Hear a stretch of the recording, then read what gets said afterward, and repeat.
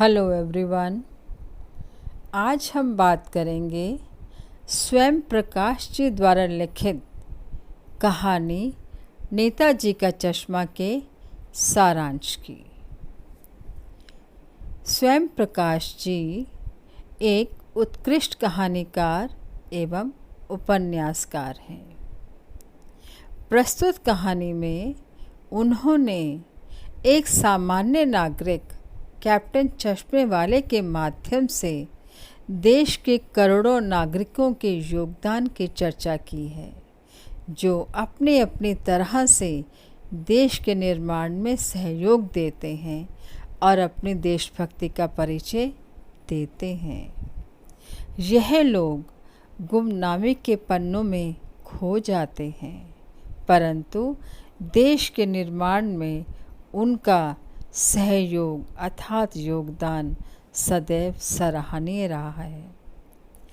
Captain नामक चश्मे वाले की देशभक्ति भी उसी कस्बे तक सीमित थी।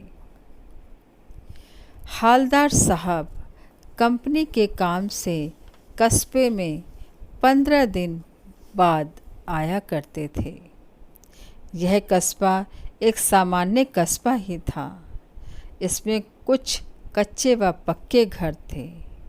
लड़के लड़कियों के लिए स्कूल भी था। नगर पालिका कस्बे के लिए यदा कदा काम भी किया करती थी। नगर पालिका ने कस्बे के चौराहे पर नेताजी सुभाष चंद्र बोस की मूर्ति लगाने का फैसला किया और कस्बे के इकलौते स्कूल के इकलौते ड्राइंग मास्टर मोतीलाल जी को मूर्ति बनाने का कार्य सौंप दिया। मोतीलाल जी ने 1 महीने में संगमरमर पत्थर से नेताजी की छाती तक की मूर्ति बनाकर तैयार कर दी और उसमें चश्मा लगाना भूल गए या पत्थर का पारदर्शी चश्मा बनाने में असफल रहे।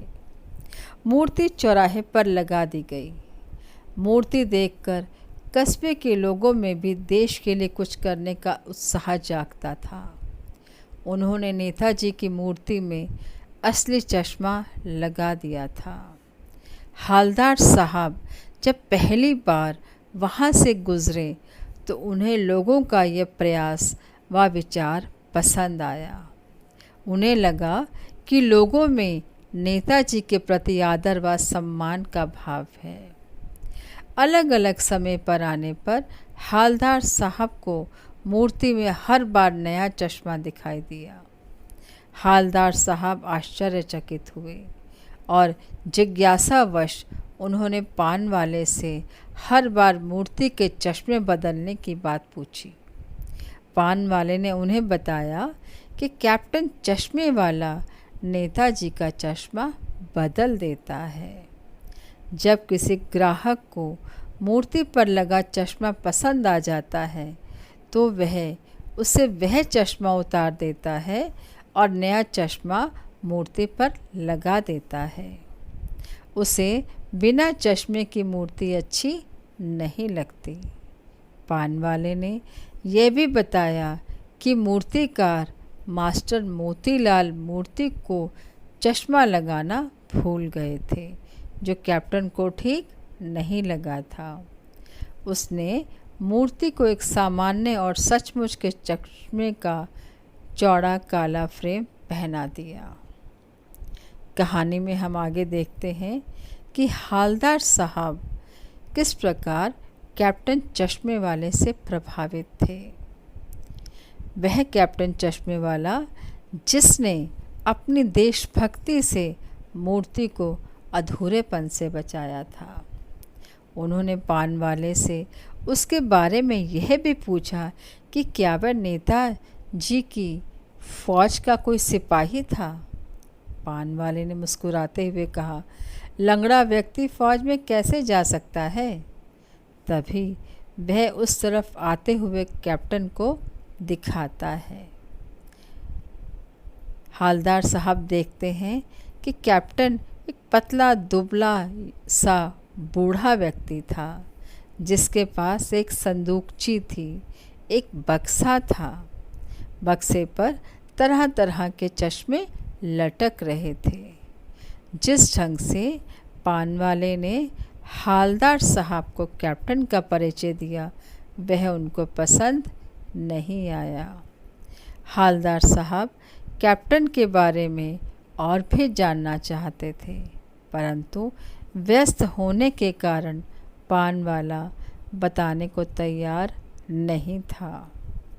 हालदार साहब 2 साल तक लगातार कस्बे में आते रहे और नेताजी की मूर्ति के बदले हुए चश्मे को देखते रहे।